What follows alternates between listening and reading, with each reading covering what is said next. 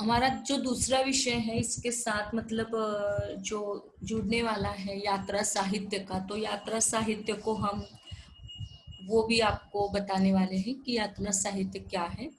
तो बहुत ही जल्द हम उस दूसरे विषय को भी स्टार्ट करेंगे। तत्पश्चात हम लोग हमारा जो एक टॉपिक है भाषा, हिंदी भाषा का विकास के अंतर्गत आने वाला वो टॉपिक, उसे कहा जाता है भाषा का उत्पत्ति विषयक सिद्धांत, तो उसे हम आज आपके सम्मुख रखेंगे, Yes. है ना। तो अब तक जो चैप्टर्स हुए आपके, तो उसमें कोई आपको प्रॉब्लम आ रहा है, कोई समस्या आ रही है, तो वो भी आप लोग डिस्कस कर सकते हो क्लासरूम में। नो मैम, कुछ भी नहीं है, क्लियर कुछ हो रहा है? प्रॉब्लम नहीं है। क्लियर हो रहा है बेटा? हाँ मैम, ओके। यस मैम हो रहा है। ये बच्ची अभी तक भी नहीं जुड़ी है, लेकिन समय की सीमाओं को भी हमें ध्यान में रखना पड़ता है, इसलिए हम लोग आगे बढ़ते हैं। हमारा जो मैम मैं अच्छा, फोन कर, जी मैम वैशाली को एक बार फोन करके देखूं? नहीं, आप नो नीड, आप पुनः बोल दिया ना सभी को कॉल करके। यस मैम बोल दिया।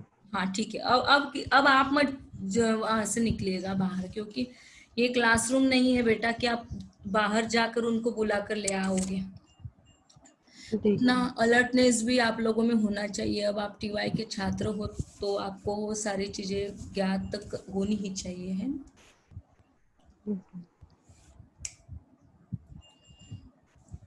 हम लोग स्टार्ट करते हैं अभी। स्लाइड दिखाई दे रही ना आपको?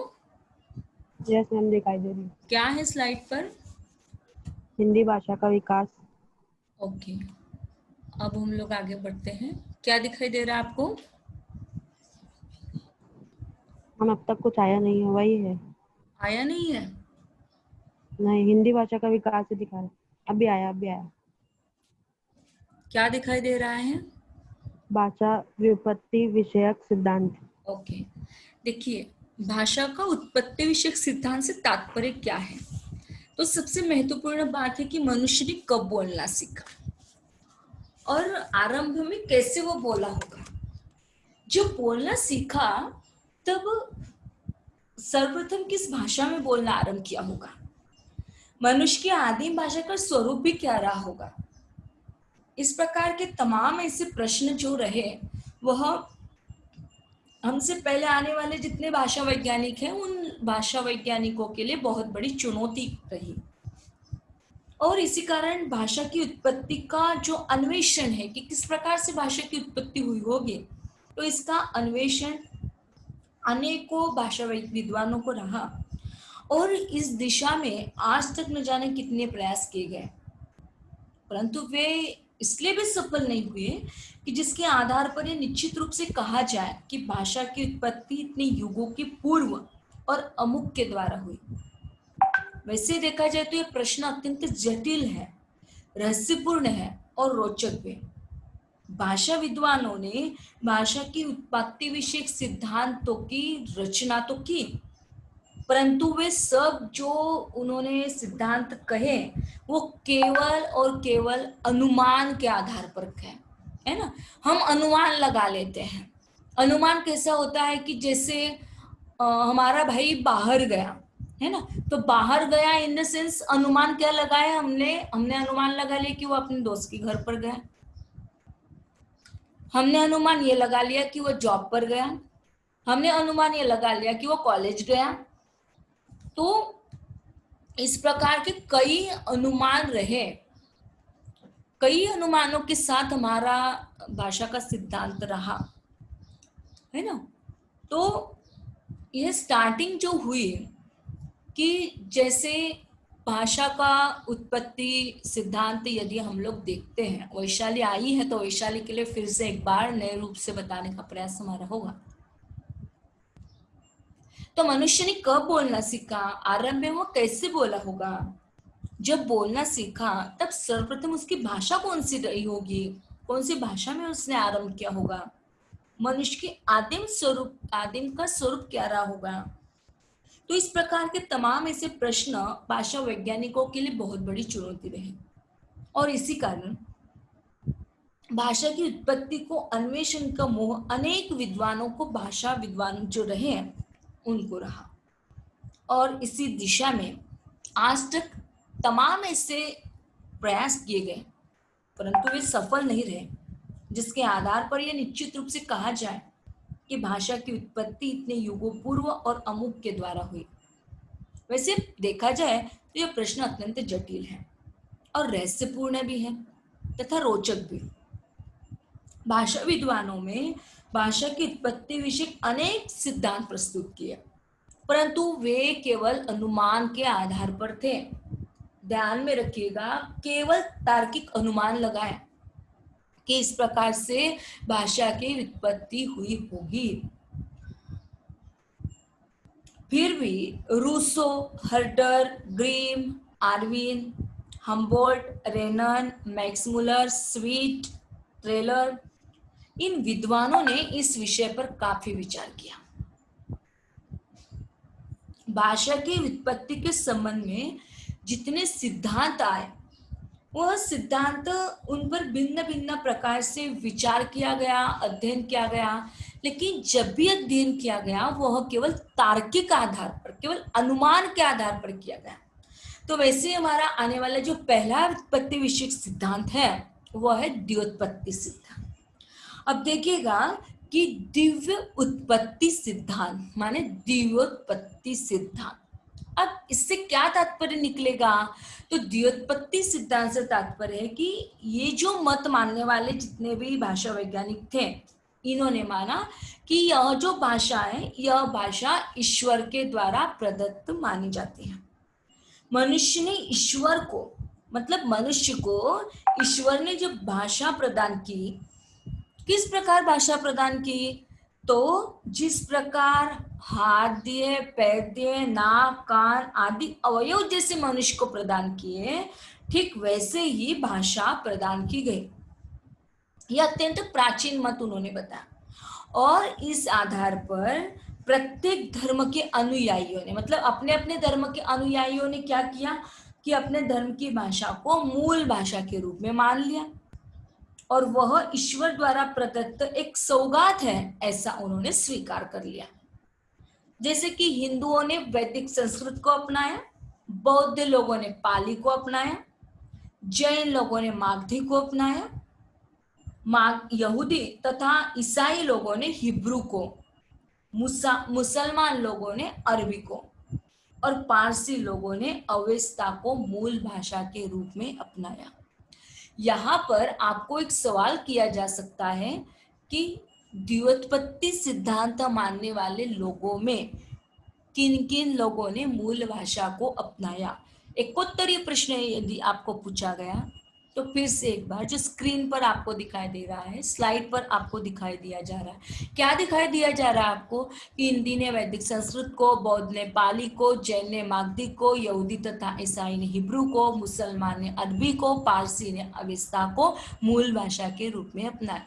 सवाल यदि आपको ऐसा पूछा गया, वैशाली, बौद्ध ने किस भाषा को अपनाया, बौद्ध संप्रदाय ने किस भाषा को अपनाया, तो आपका आंसर क्या होगा?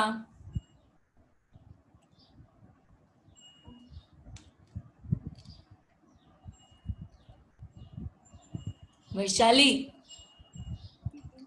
हमारी आवाज आ रही है क्या?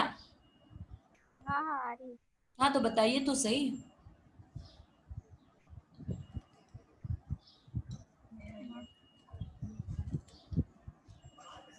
उज्ज्वला, बौद्ध ने मैम एक बार क्वेश्चन रिपीट कीजिए ना। बौद्ध संप्रदाय ने किस भाषा को अपनाया? पाली को। जैन ने किसे अपनाया? मागधी को। यहूदी तथा ईसाई ने किनको अपनाया? हिब्रू। हिंदू धर्म ने किसे अपनाया? मुसलमान। वैदिक संस्कृति। मुसलमान लोगों ने किसे अपनाया? अरबी और पारसी पारसी लोगों। पारसी लोगों ने किसे अपनाया? अवेस्ता को। यही प्रश्न आपको पूछा जा सकता है। अभी आपके माइक ऑफ कर दीजिए, घर की आवाज आ रही है। और उन्हीं के मतानुसार परमात्मा ने जब मनुष्य को जन्म दिया जब इस संसार में उस मनुष्य को भेजा तब भाषा भी उसे प्रदान की गई। और इसी आधार पर कुछ लोग शिवजी का जब डमरू बजता है, शिवजी का डमरू बजता है, देखा होगा ना आपने, तो शिवजी का जब डमरू बजता है तो उससे संस्कृत की उत्पत्ति हुई होगी, या देव के द्वारा वाणी का जन्म होने की बात उन्होंने की। इतना ही नहीं, तो जिस प्रकार से शंकर जी का डमरू बजता है और नारद जी की वीणा आलापती है, तो उसी से भाषा की उत्पत्ति हुई होगी, ऐसा मात्र अनुमान भाषा वैज्ञानिकों ने लगाया। यह मात्र अंधविश्वास की बात है। इस मत को बहुत सारे विद्वानों ने, भाषा विद्वानों ने अवैज्ञानिक मानकर अस्वीकार कर दिया। जैसे मिस्र का राजा सेमेंटिक्स है, खंडन मंडन किया इस प्रकार से उन्होंने। मिस्र का जो राजा है उन्होंने सेमेंटिक्स जेम चतुर्थ शहंशाह अकबर द्वारा किया गया प्रयोग ध्यान में लाया जा सकता है यहाँ इस जगह पर, और इस मत के खंडन करता है कि हमने आपको स्टार्टिंग में बताया था कि जो यदि द्व्योत्पत्ति सिद्धांत मानने वाले अनुसार यदि भाषा को यदि भगवान ने प्राप्त किया होता या देवों ने निर्मित किया होता, तो जो राजा सेमेंटिक्स ने दो बच्चों का उदाहरण लिया था, याद आ रहा होगा आपको। एक बच्चे को उन्होंने घने जंगल में डाल दिया और दूसरे को समाज में रख दिया वाला एग्जाम्पल हमारे सामने यदि आता है, तो निश्चित ही तौर पर जो भाषा का प्रयोग पूर्णतः सफल हुआ। मतलब जो बच्चा घने जंगल में डाला गया था वह नितांत गूंगा और बहरा पाया गया। यदि द्व्योत्पत्ति सिद्धांत यदि होता तो वह बच्चा जहां पर भी रहता वहां की भाषा को आत्मसात कर लेता, क्योंकि उसे तो ईश्वर प्रदत्त था, लेकिन ऐसा नहीं है। और इस मत का जो खंडन करता जर्मनी भाषा विज्ञान का हर्डर है, तो इनका यही तर्क है कि अगर भाषा ईश्वर प्रदत्त होती तो संसार के सभी मनुष्य पशु पक्षी एक ही भाषा बोलते तथा भाषा आरंभ से ही विकसित अवस्था में मिल जाती है। परंतु इतना निश्चित है कि मनुष्य को बोलने की क्षमता ईश्वर ने प्रदान की और उसे कंठ देकर, परंतु भाषा मनुष्य के अपने प्रयास से अर्जित की जाती है और इसलिए वह अर्जित संपत्ति भी कहलाती है। यहाँ पर हमारा द्व्योत्पत्ति सिद्धांत कंप्लीट हो गया। Do you understand? क्लियर हो गया आपको? मैडम Yes, और ma'am. एक बार हाँ जी, और आवाज नहीं आ रही मैडम। हमारी तो आवाज आ रही। उज्ज्वला, आपको आ रही है आवाज? यस मैम, आ रही है। अटक रही बहुत। तो आपका नेट प्रॉब्लम होगा।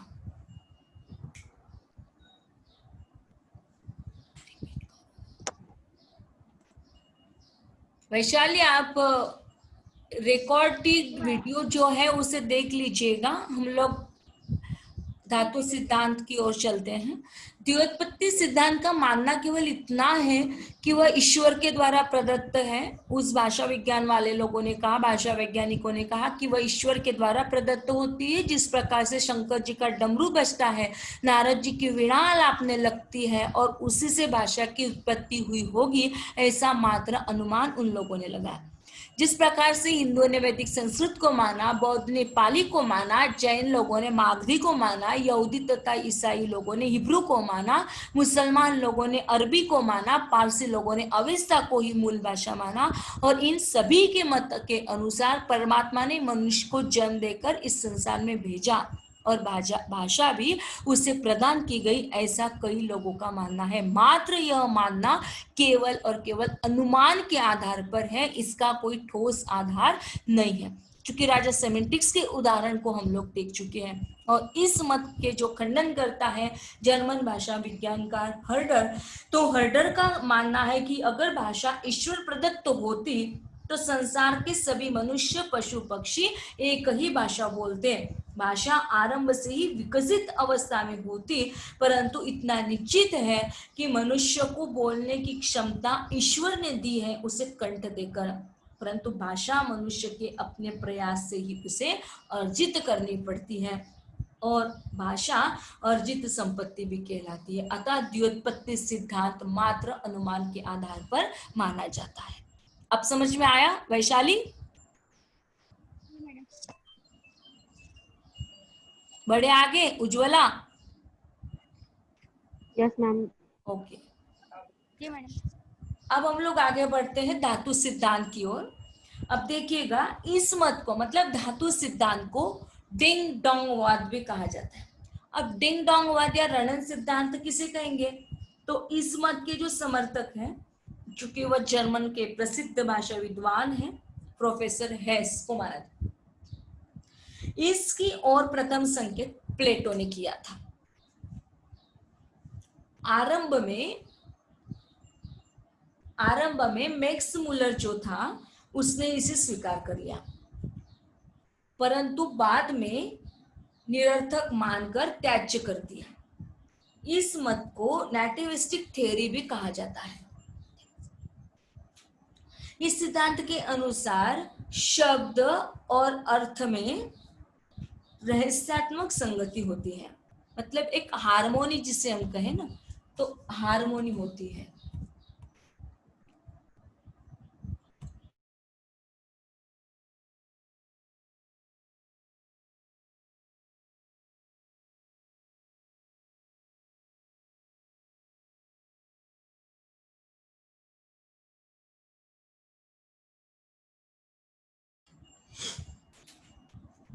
इस मत को डिंग डोंग वाद या रणन सिद्धांत भी कहा जाता है और इस मत के जो समर्थक है जर्मन के प्रसिद्ध भाषा विद्वान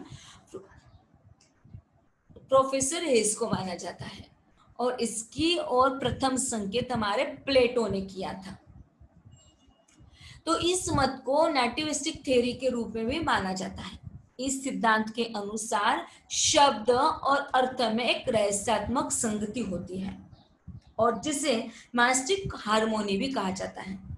उदाहरण के तौर पर, और यह मानने वालों का यह भी कहना है कि हर वस्तु की अपनी एक ध्वनि होती है और अन्य वस्तुओं के संपर्क में वह प्रकट होती है।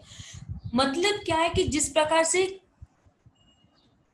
एक आवाज आती है, कैसी आवाज? तो जैसे यदि हम किसी लकड़ी को हथौड़ों से मारते हैं, है ना, किसी लकड़ी को हथौड़ों से मारते हैं या किसी पत्थर पर, किसी कागज या किसी शीशे को ईंट पर मारते, तो प्रत्येक की अपनी अपनी अलग अलग ध्वनि उत्पन्न होती है ना। मतलब यदि शीशे पर यदि पत्थर मारा तो उसकी आवाज अलग होगी, यदि वही पत्थर हमने पानी में मारा तो उसकी आवाज अलग होगी, वही पत्थर को यदि हमने आम को तोड़ने के लिए लगाया तो उसकी आवाज अलग होगी। तो यह जो आवाज है, यह जो ध्वनि निकलती है, यह जो धातु निकलता है, उसी से भाषा की उत्पत्ति हुई होगी, ऐसा उनका मानना है। तो प्रारंभ में मनुष्य में एक सहजा शक्ति थी और जिस किसी भी चीज के वह संपर्क में आता था उसके लिए उसके मुंह से एक प्रकार की ध्वनि निकल जाती थी। और भाषा का जो निर्माण है पूरा होने पर मनुष्य की ये सहजात शक्ति भी आहिस्ते आहिस्ते नष्ट हो जाती थी। केवल 400 या 500 धातुएं ऐसी शेष रही और जिस कारण भाषा का निर्माण हुआ होगा, तो ऐसा मात्र अनुमान लगाया जाता है।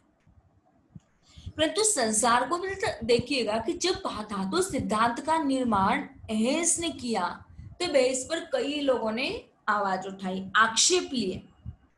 आक्षेप कैसे लिए कि संसार की क्या सारी भाषाएं धातु से निर्मित मानी जाएगी? तो नहीं, कई भाषाएं ऐसी हैं कि जो मनुष्य की धातु के निर्माण की क्षमता भाषा उत्पत्ति के पश्चात नष्ट हो गई। तो कैसे धातु सिद्धांत को मानेंगे? तो कई लोगों ने इन पर मतलब है इस पर आलोचना भी उठाई है, आक्षेप भी उठाए। तो इस प्रकार से धातु सिद्धांत का जो कहना है रणन सिद्धांत या उसे डिंग डोंग वाद भी कहा जाता है। आपको प्रश्न एक उत्तरी मंजूषा में पूछा जाएगा कि धातु सिद्धांत को अलग किन नामों से जाना जाता है? तो धातु सिद्धांत को डिंग डोंग वाद के नाम से, रणन सिद्धांत के नाम से जाना जाता है। धातु सिद्धांत का निर्माण किसने किया? तो प्रोफेसर हेस ने किया, लेकिन इसका प्रथम संकेत किसने दिया? तो प्लेटो ने किया। आपको ध्यान में रखना है कि धातु सिद्धांत की और प्रथम संकेत प्लेटो ने किया। लेकिन इस मत का जो समर्थक है, वह समर्थक कौन है? तो प्रोफेसर हेस है। तो ये 3-4 वाक्य आपको ध्यान में रखने हैं। और जिस प्रकार अन्य किसी भी चीज का आवाज होता है, मतलब हर वस्तु की अपनी एक ध्वनि होती है, और वह ध्वनि जब अन्य वस्तुओं के संपर्क में आती है, तब वह संपर्क में आने के पश्चात उसकी जो ध्वनि वह अलग रूप में प्रकट होती है। तो अलग रूप कैसा है? तो वह इस प्रकार से, जिस प्रकार किसी एक पत्थर को उठाते हैं और यह पत्थर यदि हम पानी में डालते हैं तो आवाज अलग आती है, उसी पत्थर को यदि हम किसी के शीशे पर उछालते हैं तो उसकी आवाज अलग आती है, उसी पत्थर को यदि हम कोई चीज तोड़ने के लिए करते हैं, आम के पेड़ पर डालते हैं तो उसकी आवाज अलग आ जाती है। तो यही जो चीज है उसे अभिव्यक्त करने के लिए जिन ध्वनियों से निर्माण होता है, तो वही भाषा का निर्माण यहाँ पर एक सहजात शक्ति के रूप में आत्मसात किया जाता है, और वही सहजात शक्ति जो आहिस्ते आहिस्ते नष्ट हो जाती है। केवल 400 या 500 धातु शेष रह जाती है, और उसी से भाषा का निर्माण हुआ होगा ऐसा मात्र अनुमान लगाया। और इनका यह अनुमान भी जैसे द्व्युत्पत्ति सिद्धांत के मानने वालों के अनुसार असफल रहा, ठीक वैसे ही धातु सिद्धांत का निर्माण भी, उस पर भी आक्षेप उठाने गए। अगला हमारा है जिसे हम कहेंगे अनुकरण सिद्धांत। इतना कंप्लीट हुआ? इतना क्लियर हुआ आप लोगों को? Yes ma'am. Very good. अब देखिएगा अनुकरण सिद्धांत। वास्तविक तौर पर देखा जाए तो अनुकरण ही सब कुछ है, क्योंकि अनुकरण को हम लोग भी आत्मसात करते हैं। कैसे अनुकरण होता है? जैसे हमें कोई अपना आदर्श होता है, उस व्यक्ति को हम लोग चाहने लगते हैं, चाहे वह कोई आपका टीचर हो सकता है, चाहे आपका कोई आइडियल आपके माता पिता हो सकते हैं, आपका भाई बहन हो सकते, जो भी है जिनको आप आदर्श के तौर पर रखते हैं। यहाँ कोई फिल्म का नायक या नायिका हो सकती है, आपका बचपन का कोई टीचर्स हो सकता है, कोई भी दुनिया भर का कोई भी व्यक्ति हो सकता है। तो जब जब भी बात चलती है अनुकरण की, तो अनुकरण यह हर व्यक्ति पर आधारित होता है। तो अनुकरण सिद्धांत जो है, इस सिद्धांत को बाउवाउवाद भी कहा जाता है, या बाउवाउवाद भी, या भोबोवाद भी कहा जाता है। मतलब भोबोवाद जिसे ऑनोमोटोपोइक थ्योरी के रूप में भी, या इकोइक थ्योरी के रूप में भी, मतलब जिसे हम कहेंगे अनुकरण मूलकतावाद, ऑनोमोटोपोइक थ्योरी, अनुकरण मूलकतावाद और शब्द अनुकरणवाद, इन नामों के साथ भी जाना जाता है। और इस सिद्धांत के अनुसार मनुष्य ने भाषा अपने आसपास के पक्षियों के आधार पर या सृष्टियों की अन्य वस्तुओं से सीखी है, ऐसा इनका मानना है। सिद्धांत के प्रवर्तक के रूप में यदि देखा जाए तो गाइगर है, हर्डर है, इन दोनों को जाना जाता है कि इन दोनों ने इसका निर्माण किया। मनुष्य ने पशु पक्षियों के शब्दों के अनुकरण पर तथा प्राकृतिक पदार्थों के ध्वनियों के आधार पर उत्पन्न नैसर्गिक जो ध्वनियां होती हैं, उन्हीं ध्वनियों के आधार पर नामकरण तथा शब्द निर्माण उन्होंने किया। तो जिस प्रकार से कुहू से आवाज निकलती है, कुहू से कोयल, बिल्ली के लिए म्याओ म्याओ, बकरी के लिए मैं, और इसके अतिरिक्त घिघियाना, दहाड़ना, हिनहिनाना या छन छन, पायल की घमाघम, गर्जन, ये जो शब्द ध्वनि के साम्य पर बन जाते हैं, और यही अनुकरण प्रकृति के पदार्थ, धातु पर, लकड़ी पर या पेड़ के गिरने से, तो यह जो अनुकरण दिखाई देता है, तो यह अनुकरण पानी के कल से, पत्थर के गिरने से, धड़ाम की आवाज आने से, पेड़ के गिरने से उत्पन्न कड़ाड़ की ध्वनि से, यह शब्द पूरे अनुकरणात्मक रूप में माने जाते हैं। मैक्स मुलर ने बाउ यानी क्या? कुत्ते की बोली है ना। भोबोवाद यानी भो कौन करता है, भोबो कौन करता है? तो कुत्ता करता है, हमने देखा। तो कुत्ते की बोली कहकर इस बात की हंसी भी उठाए, और वैसे यह मत सर्वदा त्याज्य भी नहीं रहा कि इसमें कुछ सत्यांश भी है, इस पर कुछ आपत्तियां भी उठाए। मतलब जरूरी नहीं है कि कुत्ता जब भौंकता है तो कुत्ते के भौंकने से बिल्ली के म्याऊ म्याऊ करने से या बकरी के मै मै करने से, कुहू के कोयल से, मतलब जब कोयल कुहू कुहू करते थे उससे भाषा की उत्पत्ति हुई होगी, ऐसा केवल और केवल अनुमान लगाया गया। लेकिन जब अनुमान लगाया गया तो कई लोगों ने इस पर ऑब्जेक्शन भी लिया, मतलब क्या किया, आक्षेप भी उठाए, आपत्तियां भी उठाए। तो यदि भाषा की उत्पत्ति अनुकरणात्मक शब्दों में हुई होती तो विश्व की सभी भाषाएं एक से ही अनुकरणात्मक शब्दों से संपन्न होती, लेकिन वैसा बिल्कुल नहीं है। जिससे अंग्रेजी में बाऊ बाऊ कहती है उसे अंग्रेजी में भो भो कहते हैं, और मराठी में क्या कहते हैं वैशाली, उज्ज्वला?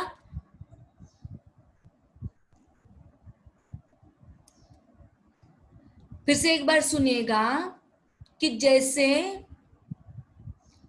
अंग्रेजी में अनुकरण सिद्धांत को बाऊ वाऊ कहते हैं, उसे हिंदी में भोबो कहा जाता है, तो मराठी में उसे क्या कहा जाएगा उज्ज्वला, वैशाली? हमारी आवाज तो आ रही है आप तक? हेलो, आवाज आ रही है? आवाज आ रही है हमारी? जी मैडम। हाँ, मेरा सवाल, हमने आपसे सवाल किया हुआ है, हमारा सवाल कुछ इस प्रकार से है, जिसे अंग्रेजी में हम बाऊ वाऊ कहते हैं और हिंदी में उसे भोभो कहते हैं, तो मराठी में क्या हुआ होगा उसका?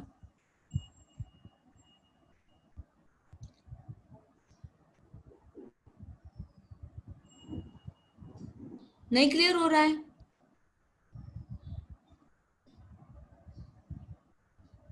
हेलो, हेलो जी मैडम। अरे हेलो। जहां पर हम आपको पूछना चाहते हैं, अंग्रेजी में बाऊ वाऊ कहते हैं, हिंदी में भोभो कहते हैं, तो मराठी में क्या कहते हैं उसे?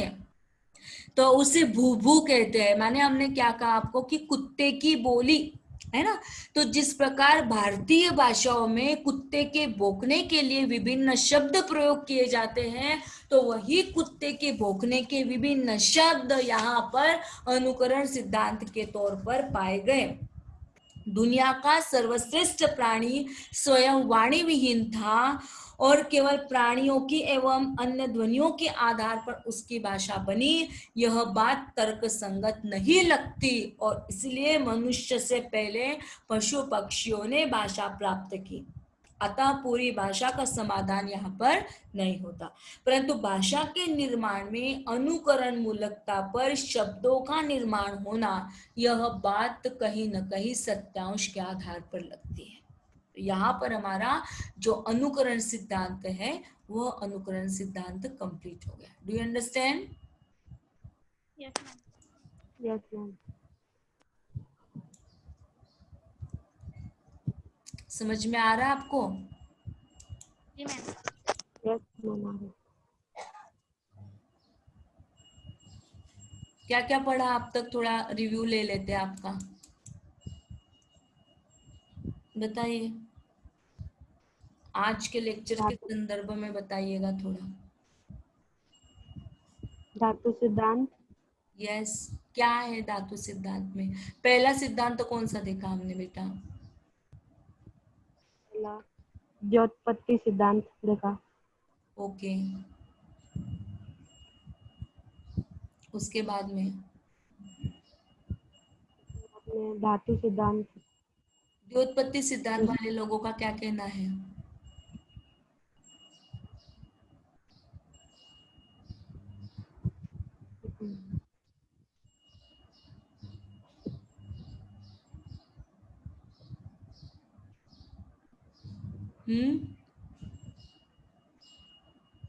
द्योतपत्ति सिद्धांत वाले लोगों का कहना है कि केवल और केवल यही चीज उन्होंने बताई कि जैसे शंकर जी के डमरू बजता है और आवाज आती है, वैसे ही भाषा की उत्पत्ति हुई होगी। नारद जी के वीणा अलापने से भाषा की उत्पत्ति हुई होगी, ऐसा उनका मानना है। लेकिन वास्तविक तौर पर केवल इसी से भाषा की उत्पत्ति हुई होगी, ऐसा केवल मात्र अनुमान लगाया जा सकता है। लेकिन ये केवल अनुमान है, इससे भाषा की उत्पत्ति नहीं हुई। इसके पश्चात हम लोग बता पाए आपको कि धातु सिद्धांत है। जिस प्रकार हमने आपको बताया कि यदि किसी लकड़ी को उठाते हैं या पत्थर को उठाते हैं, शीशे पर मारते तो उसकी आवाज अलग आएगी, पानी में उछालते तो आवाज अलग आएगी, किसी के दीवार पर मारते तो उसकी आवाज अलग आएगी, पेड़ पर का यदि कोई पका हुआ फल को यदि तोड़ना है तो उसकी आवाज अलग आएगी। तो इस प्रकार धातु सिद्धांत मानने वाले जो लोग थे, तो उन्होंने भी उसे स्वीकार तो किया, लेकिन यह केवल और केवल अनुमान रहा। इस पर ऑब्जेक्शन भी कई लोगों ने उठाया। उसके पश्चात हम अनुकरण सिद्धांत को भी कहें तो अनुकरण सिद्धांत को बाउवाद या भोबोवाद के रूप से भी जाना जाता है, जिसे आनोमोटोपोइक थ्योरी कहते हैं। अनुकरण मूलकतावाद के रूप से जाना जाता है, शब्दानुकरणवाद के नाम से भी उसे जाना जाता है। और जो पशु पक्षी होते हैं वह अन्य वस्तुओं से सृष्टि की जो अन्य वस्तु है उनसे वो भाषा सीखते हैं, ऐसा इस सिद्धांत के अनुसार माना जाता है। इस सिद्धांत के जो प्रवर्तक है गायगर, हर्डर आदि को जाना जाता है। लेकिन वास्तविक तौर पर यदि हम कोयल की कुहू से या बिल्ली के म्याऊ से, बकरी के मेमे से या उसके घी घी आने से, दहाड़ने से, छन छन से, घमाघम से यदि भाषा की उत्पत्ति हुई होती, तो ऐसा निश्चित तौर पर नहीं है। मैक्स मुलर ने भी भोबोवाद अर्थात कुत्ते की बोली कहकर इसकी हंसी उड़ाई है। तो अनेक प्रकार के जो ऑब्जेक्शन है, हम उसे कहें कि आक्षेप है, वह इस पर उठाए गए। इसके पश्चात हम लोग यदि चलते हैं तो हमने आपको बताया था कि श्रम परिहार सिद्धांत है। तो श्रम परिहार सिद्धांत क्या है? तो श्रम परिहार सिद्धांत को यो हे हो वाद भी कहा जाता है। तो यो हे वाद का क्या होता है? तो यो हे हो वाद तथा श्रम ध्वनि सिद्धांत भी उसे कहा जाता है। और इसके जो जनक है वह भाषा विद्वान रहे न्वारे करके।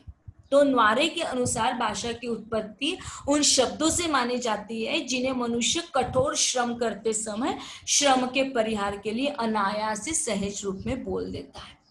जैसे कि हम लोग जानते हैं दोस्तों कि मल्लाह जो होता है ना, नाव चलाते समय क्या मानता है मल्लाह? नाव चलाते समय श्रम परिहार के लिए हो हैया हो रे, इस प्रकार का उच्चारण वह करता, आपने देखा होगा। या कपड़ा धोते समय, अब तो पनघट नहीं रहा, लेकिन जब धोबी या पनघट पर महिलाएं जाती है, नदी पर चली जाती है, नदी के पनघट पर, तो जब महिलाएं कपड़े धोती है तो कपड़े धोते समय उसकी आवाज जो निकलती मुंह से, हियो या चियो चियो का वो उच्चारण करती रहती है। या आपने देखा होगा कि वो फेविकॉल का मजबूत जोड़ है, टूटेगा नहीं, है ना। तो बड़े बड़े दो हाथी लगाए जाते हैं उस विज्ञापन में, तो उससे देखिएगा कि किस प्रकार से ऐसा आवाज कर करके जो आवाज निकालते हैं, उसके मुंह से जो आवाज निकलती है, तो उससे से भाषा की उत्पत्ति हुई होगी। जो खेतों में काम करता है वह भी मजदूर ले सकते हैं, या लकड़ियां काटते समय ए का उच्चारण वह करता है। काम करते समय मिल मजदूर जो होता है वह श्रम का परिहार करना चाहता है, और वो कहता है जोर लगा के हैया, ऐसा जब उच्चारण करता है तो वो क्या करता है? अपने श्रम को दूर करने का प्रयास करता है, मतलब श्रम का परिहार करने का वो प्रयास करता है। और इस प्रकार के शब्दों से श्रम को दूर किया जाता है। परंतु यह भी जो मत है तर्क संगत नहीं लगता, क्योंकि भाषा में ऐसे शब्दों को कोई सार्थकता नहीं प्राप्त होती और ना ही उनकी संख्या ज्यादा मिलती है। तात्पर्य केवल इतना ही रहता है कि कुछ ऐसे शब्द चूंकि वह प्रत्येक भाषा में होते हैं, परंतु इनसे भाषा उत्पन्न हुई है, ऐसा हम नहीं मान सकते।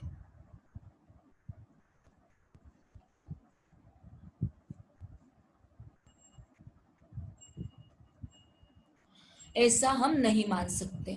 तो साथ ही में हम यह कहना चाहते हैं कि जो हमारी भाषा की उत्पत्ति है, तो भाषा की उत्पत्ति केवल और केवल इसी के द्वारा नहीं मिल पाती, बल्कि हम यूं कहना चाहेंगे कि भाषा की उत्पत्ति के लिए कुछ ठोस आधार होना नितांत आवश्यक हो जाता है।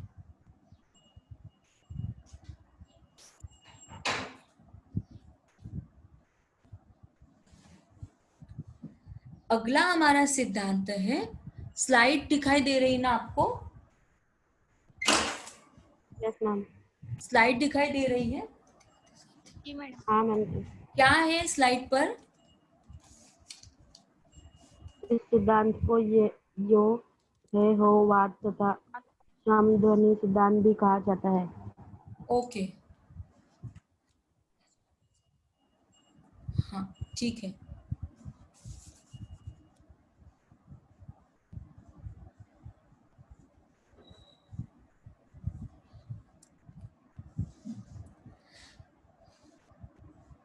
अब नेक्स्ट है हमारा मनोभावाभिव्यक्ति सिद्धांत। तो इस सिद्धांत को आवेग सिद्धांत या पुहपुहवाद भी कहा जाता है। पुहपुहवाद यह नाम, इसे मैक्स मुलर जो है, मैक्स मुलर बहुत मतलब एक भाषा वैज्ञानिक रहे, उन्होंने उसे मजाक में नामकरण कर दिया पुहपुहवाद, मतलब मन के आवेगों को अभिव्यक्त करने वाला सिद्धांत। कुछ विद्वानों का कहना यूं भी है कि आरंभ में मनुष्य ने विचार प्रधान प्राणी न होकर वह भावना प्रधान प्राणी था। मतलब जब हम प्राचीन काल की बात करते हैं, तब का जो मनुष्य था वह मनुष्य विचार प्रधान प्राणी न होकर केवल भावना प्रधान प्राणी था, और वो भावावेश में आता था, और उसके मुख से स्वतः ही सुख के, दुख के, आशा के, निराशा के, घृणा के, विस्मय के, आश्चर्य के कई ऐसे मुंह से शब्द निकलते, जैसे वाह वाह, हाय हाय, ओह, छी छी, इस प्रकार, अरे रे। तो ये जो ध्वनियां हैं, ये ध्वनियों के निर्माण में जब भाषा का विकास हुआ, तो इस सिद्धांत के मानने वालों के अनुसार जब इस प्रकार के तमाम शब्द तैयार हो गए, तो संसार की सभी भाषाओं के साथ यही शब्दों को आत्मसात किया गया, और इसी से भाषा की उत्पत्ति हुई होगी, ऐसा मात्र अनुमान लगाया गया। लेकिन इस सिद्धांत में कुछ दोष भी दिखाई दिए, जिस प्रकार की संसार की सभी भाषाओं में ये शब्द एक समान रूप से नहीं मिलते। अगर ऐसे शब्द मानव मात्र की सहज अभिव्यक्ति है, तो सभी भाषाओं में एकरूप होनी चाहिए। और दूसरी चीज कि ये शब्द भाषा के मुख्य संगति नहीं है, इनकी संख्या 40-50 से ऊपर रहे। ये शब्द यादृच्छिक होकर वहां प्रयुक्त होते हैं जहां बोलना असंभव हो जाता है, और इस सिद्धांत के कारण भाषा के विकास में मदद भी हुई होगी, परंतु इनसे भाषा की उत्पत्ति हुई ऐसा कहना मात्र केवल क्या होगा? तर्क मात्र होगा, केवल तर्क संगत न होगा, बल्कि यह केवल आधार माना जाएगा कि यह अनुमान के आधार पर ही माना जाने वाला है। अगला हमारा लास्ट है समन्वय सिद्धांत। मतलब हमारी इस तासिका में ये जो सिद्धांत है कि जैसे भाषा की उत्पत्ति कैसे हुई होगी, तो इस सिद्धांत को हम लोग देखते हैं। तो प्रसिद्ध भाषा विद्वान स्वीट महोदय कुछ प्रमुख वाद, कुछ प्रमुख सिद्धांत इनमें रहे। तो समन्वय का अर्थ होता है समन्वित करना, मतलब क्या? एकत्रित करना, है ना। तो स्वीट के अनुसार भाषा प्रारंभिक रूप से एक ध्वनि समन्वय पर आधारित रही, और कुछ शब्द चूंकि उन्होंने जैसे श्रम परिहार से लिए, मनोभावाभिव्यक्ति से लिए, तो कुछ सिद्धांत धातु से बने। तो इस प्रकार से स्वीट महोदय ने क्या किया? अनुकरणात्मक कई शब्द लिए, भावाभिव्यक्ति करने वाले शब्द लिए, प्रतीकात्मक शब्दों को लिए, जैसे पापा, मामा, बाबा आदि इस प्रकार के शब्दों को उच्चारित करते हुए प्रतीकात्मक शब्दों के रूप में उन्होंने मानने का प्रयास किया। निष्कर्षतः यह कहना समीचीन योग्य होगा कि इन भिन्न भिन्न सिद्धांतों में से प्रत्येक का अपना अपना योगदान कुछ न कुछ तो है, परंतु किसी एक सिद्धांत को यह मान लेना कि इससे भाषा की उत्पत्ति हुई होगी, यह तर्कसंगत भी नहीं लगता।